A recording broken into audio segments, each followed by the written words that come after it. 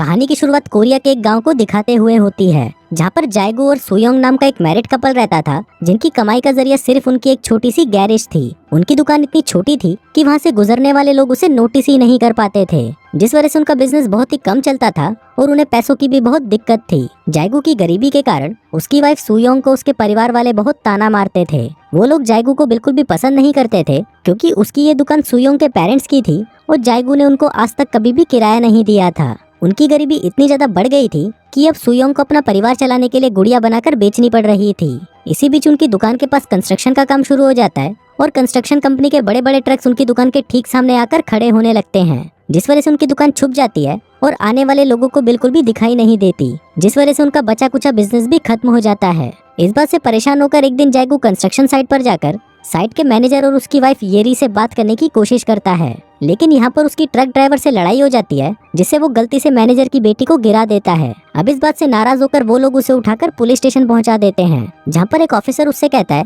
कि उसकी शॉप ठीक नहीं चलती तो उसे किसी और को इसका जिम्मेदार नहीं ठहराना चाहिए। तभी एक ऑफिसर आकर कहता है कि वो दुकान जायगू के ससुर की है और वो उस दुकान को बेचना चाहते हैं, जिसके बाद पुलिस उसे लास्ट वार्निंग देकर छोड़ देते हैं। फिर घर लौटते वक्त रास्ते में उसे एक आदमी परेशान दिखाई देता है। दरअसल उसका ट्रक खराब हो चुका था और वो उसे कबाड़ी के पास बेचना चाहता था। तभी जायगू उसे बताता है कि अगर इस ट्रक के वॉल बदल दिए जाएं तो ये कुछ और साल आराम से चल सकता है। फिर घर पहुंचकर जायगू अपनी वाइफ से पूछता है कि क्या सच में उसके डैड इस दुकान को बेचना चाहते हैं, जिस पर वो कहती है कि किराया ना मिलने की वजह से उसके डैड बहुत परेशान हो चुके हैं। अभी सुनकर जायगू को गुस्सा आ जाता है और वो चुपचाप घर से बाहर निकल जाता है। वो पास की शॉप में कुछ सिगरेट्स और बियर खरीदने जाता है, लेकिन पैसे कम होने की वजह से वो सिर्फ कुछ सिगरेट्स ही खरीद पाता है। उस दुकान की मालिक एक ओल्ड लेडी थी, जिसकी पोती को जायगू एक बार स्कूल छोड़ने गया था। उसका शुक्रिया करने के लिए वो अपनी पोती के हाथों जायगू को फ्री में एक बियर का कैन भिजवा देती है। फिर जायगू वहाँ पर बैठा बियर और सिगरेट पी रहा होता है, लेकिन तभी वहाँ पर मिस्टर मून नाम का एक स्क्रैप डीलर आकर जायगू को मारने लगता है, क्योंकि जायगू की वजह से उस ट्रक वाले ने उसको अपना ट्रक नहीं बेचा था।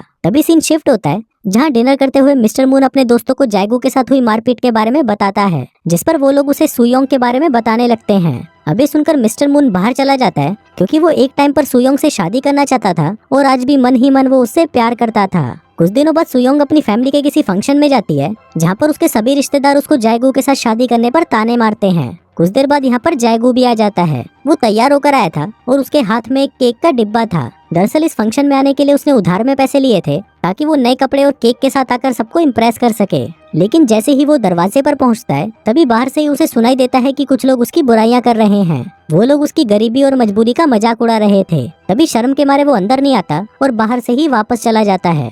फिर रास्ते में वो देखता है कि एक कार रोड के बीचों बीच टायर पंचर की वजह से रुकी हुई है। फिर वो फटाफट उस कार के टायर को चेंज करके ठीक कर देता है। अब इतना देर रात का समय था और इतनी रात को उन्हें और कोई मैकेनिक नहीं मिलेगा, ये सोचकर जायगू उनसे ज्यादा पैसे मांगता है। इसके बाद वो उस टायर के पंचर का रीजन चेक करने जाता है, तो वो देखता है कि वहाँ पर एक कील पड़ी थी। फिर उसी वक्त वहाँ पर सुयोंग अपने एक रिलेटिव की कार से उतरती है, जिसके बाद वो जायगू को इग्नोर करके वहाँ से निकल जाते हैं। अब ये देखकर जायगू को बहुत बुरा लगता है, जिसके बाद सुयोंग के साथ उसकी बहस हो जाती है। फिर सुयोंग को शांत करने के लिए जायगू उसे वो पैसे दे देता है जो उसने उस कार को ठीक करके कमाए थे। उस रात जब वो दोनों साथ में सो रहे थे, तो जायगू को नींद नहीं आती, क्योंकि उसे बार बार अपनी बेइज्जती याद आ रही थी। इसलिए वो बाहर रोड पर निकल जाता है और कुछ किलो को एक साथ हर जगह पर बिखेर देता है। उसका ये प्लान काम कर जाता है और अगले दिन उसके पास एक कस्टमर टायर का पंचर लगवाने आता है, जिसके बाद जायगू उस आदमी से पहले से भी ज्यादा पैसे मांगता है। फिर कई घंटे बीत जाने के बाद जब कोई ग्राहक नहीं आता, तो जायगू को चिंता होने लगती है और वो वापस से रोड पर कीले चेक करने जाता है,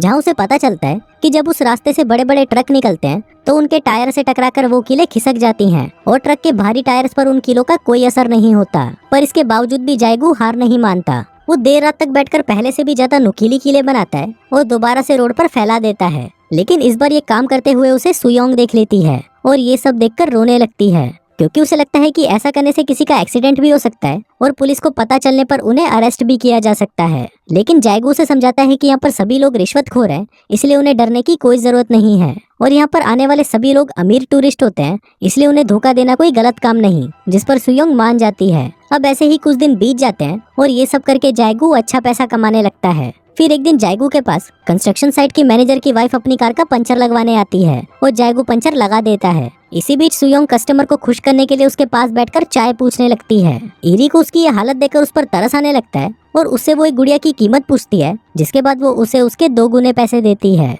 लेकिन सुयोंग को लगता है कि उसे वो पैसे भीख में मिल रहे हैं, इसलिए वो जायगू को उसकी कार का टायर ठीक करने के बदले उससे पैसे लेने से मना कर देती है। इसके बाद रात हो जाती है और वो दोनों फिर से कीलों को सड़क पर फैलाने के लिए निकल जाते हैं। फिर सुयोंग जायगू से कहती है, हम यहाँ पर रोज रोज कीले रखने आते हैं, तो क्यों ना हम कीलों को यहीं पर ही परमानेंट फिक्स कर दें। फिर ऐसे ही एक दिन जब वो दोनों रात में कीले बिछा रहे होते हैं तो वहाँ से कुछ पुलिस वाले गुजरते हैं और वो उनसे पूछते हैं कि वो लोग इतनी रात को यहाँ पर क्या कर रहे हैं। जिस पर वो दोनों पुलिस वालों से कहते हैं कि ये हमारा पर्सनल मैटर है। अगली सुबह ये दोनों थोड़ा परेशान दिखाई देते हैं क्योंकि काफी देर से उनके पास कोई कस्टमर नहीं आया था। तभी सुयोंग गुड़िया को बेचकर कमाए हुए पैसे निकालती है, जिसको लेकर जायगू उस स्टोर पर जाता है और अपना पिछले का सारा उधार क्लियर करके बियर खरीदता है। वहीं सुयोंग भी पहली बार सैलून में जाकर अपने बाल बनवाती है। फिर जब बियर शॉप का ओनर मिस्टर मून को बताता है कि जायगू ने अपना सारा उधार एक ही बार में क्लियर कर दिया है, तो मिस्टर मून को उन पर शक होने लगता है। रात को जायगू और सुयोंग फिर से रोड पर जाते हैं और ड्रिल मशीन से गड्ढा करके कीलों को वहीं पर ही फिक्स करने की कोशिश करते हैं। उधर यीरी को ये पता चलता है कि उसकी बेटी को किसी ने किडनैप कर लिया है। उधर जब पुलिस उससे पूछती है कि उसे किसी इंसान पर शक है, तो अचानक उसकी नजर सुयोंग की खरीदी हुई गुड़िया पर पड़ती है। वो उस गुड़िया को फेंक देती है और उसी पर किडनैपिंग का केस लगा देती है। लेकिन पुलिस को लगता है कि उनके पास जायगू और सुयोंग को अरेस्ट करने के लिए कोई सबूत नहीं है। इसी बीच एक पुलिस वाला उसको कहता है कि उसने उन दोनों को देर रात तक सड़क पर अजीब हरकतें करते देखा था। फिर अगले कुछ घंटों में पुलिस जायगू को शक के बिना पर अरेस्ट कर लेती है, जहाँ पर सुयोंग उन्हें रोते हुए कहती है कि हमने कोई किडनैपिंग नहीं की। इसके बाद जायगू से पुलिस स्टेशन पर पूछताछ की जाती है और दूसरी तरफ कुछ पुलिस वाले उसकी दुकान पर तलाशी लेने जाते हैं। वहीं सुयोंग के डैड को दुकान का मालिक होने पर बुलाया जाता है, लेकिन वो अपनी बेटी और दामाद को सपोर्ट करने की बजाय अपनी बेटी की ही इंसल्ट करता है कि उसने जायगू जैसे आदमी को चुनकर अपनी जिंदगी खराब कर ली है। अब काफी जांच पड़ताल के बावजूद भी पुलिस को उनके खिलाफ कोई भी सबूत नहीं मिलता, इसलिए वो जल्दी ही जायगू को छोड़ देते हैं। जिसके बाद एक पुलिस ऑफिसर उनसे माफी मांगते हुए उन्हें घर भी छोड़ने जाता है। अगले दिन जायगू फिर से अपना औजार तैयार करता है क्योंकि उसके यहाँ पर ना होने की वजह से उनका काफी नुकसान हुआ था। फिर उसे परेशान देखकर सुयोंग कहती है कि चिंता की कोई बात नहीं है, जल्दी ही सब कुछ ठीक हो जाएगा। वहीं दूसरी तरफ मिस्टर मून पुलिस वालों के साथ बैठा हुआ बात करता है कि जरूर जायगू कुछ छुपा रहा है, लेकिन पुलिस बिना सबूत के उसका कुछ नहीं कर सकती थी, इसलिए वो पुलिस को उनकी दुकान पर नजर रखने के लिए कहता है।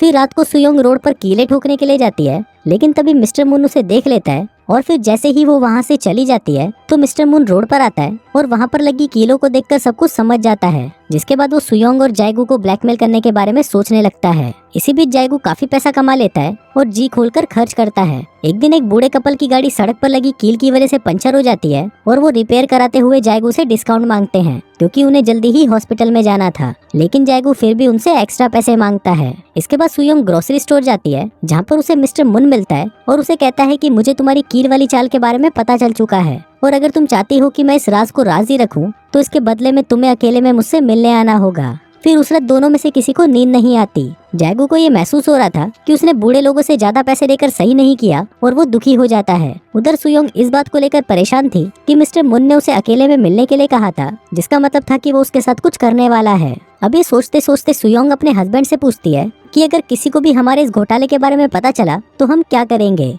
जिस पर वो कहते हैं कि हम उस इंसान के पुलिस स्टेशन तक पहुंचने से पहले ही ये काम करना हमेशा के लिए छोड़ देंगे। फिर अगले दिन बहुत सोच विचार के बाद सुयोंग मिस्टर मून से अकेले में मिलने जाती है और अपने घोटाले को राज रखने के लिए उसे मिस्टर मून के साथ इंटीमेट होना पड़ता है। इसके बाद मिस्टर मून पुलिस को कहता है कि उसे जायगू की दुकान पर नजर रखनी चाहिए। उधर मिस्टर मून के साथ इंटीमेट होने के बाद सुयोंग अपने आप से ही नफरत करने लगती है। वो खुद को बुरा भला कहती है कि तभी रास्ते में उसे कुछ पुराने दोस्त मिलते हैं और उसे अपने साथ शॉपिंग पर चलने के लिए पूछते हैं। अब वो अपना माइंड डाइवर्ट करने के लिए उनके साथ चली जाती है। जिसके बाद जब वो देर रात वापस अपने घर लौटती है तो जायगू उसको देखकर चौंक जाता है क्योंकि वो एक न्यू हेयर कट करवाकर और ढेर सारे कपड़े लेकर आई थी। जायगू कहता है कि मैंने तुम्हारे लिए खाना बना कर रखा है, लेकिन वो उसकी बात इग्नोर करके नहाने चली जाती है और मिस्टर मून वाली बात को याद करके रोते रोते सो जाती है। कुछ दिन बाद जायगू को अपनी शॉप के पास एक कार का एक्सीडेंट हुआ दिखता है। उसे लगता है कि वहाँ पर पुलिस आने वाली है, इसलिए वो वहाँ पर गड़ी हुई कीलों को निकालने लगता है। लेकिन तभी अचानक कार में से एक आदमी निकलता है। वो जैसे ही वो जायगू को देखता है वो वहाँ से भागने लगता है। उसके जाते ही जायगू कार को चेक करता है तो उसे पता चलता है कि वो आदमी किडनैपर था जिसने ईरी की बेटी को किडनैप किया था। अगले कुछ ही घंटों में वहाँ पर बहुत सारे रिपोर्टर्स आ जाते हैं और उसकी दुकान के पास जमा हो जाते हैं। सभी को लगता है कि जायगू ने ईरी की बेटी को बचाया है और सब उसे हीरो समझकर उसका इंटरव्यू लेने लगते हैं। और तो और उस गांव के गवर्नर भी उसे बधाई देते हैं। फिर जब सुयोंग के डैड को ये खबर मिलती है तो वो गवर्नर से पहचान बढ़ाने के लिए अपने दामाद से प्यार का झूठा नाटक करने लगते हैं। गवर्नर जायगू को इनाम के तौर पर बहुत सारे पैसे देता है और उन पैसों से वो अपने ससुर की दुकान खरीदने की बात करता है, लेकिन जायगू का ससुर उस दुकान की कीमत बढ़ा देता है। इसके बावजूद भी जायगू वो दुकान खरीद लेता है और सुयोंग के पूरे परिवार के सामने अपने ससुर को शर्मिंदा करते हुए उनसे पेपर्स पर साइन करवाता है। फिर कुछ ही दिनों में वो दोनों एक कार भी खरीद लेते हैं, लेकिन तब भी वो अपने खर्चे रोकते नहीं। अब जब सभी लोगों को उन पर भरोसा हो गया था, इसके बाद भी वो लोग रोड पर कीले ठोकने के साथ साथ अपना बिजनेस जारी रखते हैं। जिसके बाद वो अपनी दुकान पर इलेक्ट्रिक साइन लगवाते हैं, फैंसी कपड़े खरीदते हैं और महंगे महंगे रेस्टोरों में जाकर डिनर भी करते हैं, जहाँ बैठकर वो लोग अपने शहर छोड़कर दूसरे शहर जाने की बात करते हैं। वहीं जायगो का कार रिपेयर बिजनेस अब और भी अच्छा चलने लगा था और मिस्टर मून के पास कस्टमर कम होने लगे थे, जिस वजह से वो अभी भी सुयोंग को ब्लैकमेल करने के लिए अपने पास बुलाता है, लेकिन सुयोंग उसके सभी कॉल्स को इग्नोर कर देती है। जिसके बाद से ही एक अनजान कार जायगू का पीछा करना शुरू कर देती है। फिर एक दिन जायगू एक दुकान के बाहर बैठा बियर पी रहा होता है कि तभी अचानक उसे एक पुलिस वाले की आवाज सुनाई देती है, जिसका पीछा करते हुए वो एक हॉस्पिटल पहुंचता है, जहां उसे पता चलता है कि उसकी लगाई हुई कीलों की वजह से एक और ड्राइवर का एक्सीडेंट हुआ था। फिर जायगू हॉस्पिटल से बाहर आकर अपने किए पर शर्मिंदा होता है। तभी मिस्टर मुन उसे ढूंढता हुआ वहां पर आता है और उसे बताता है कि इससे पहले कि मैं सभी को बता दूं कि ये सब तुम्हारी वजह से हुआ है, तुम्हें यहाँ से चले जाना चाहिए। अब परेशान जायगू अपनी कार में रोता हुआ सोचता है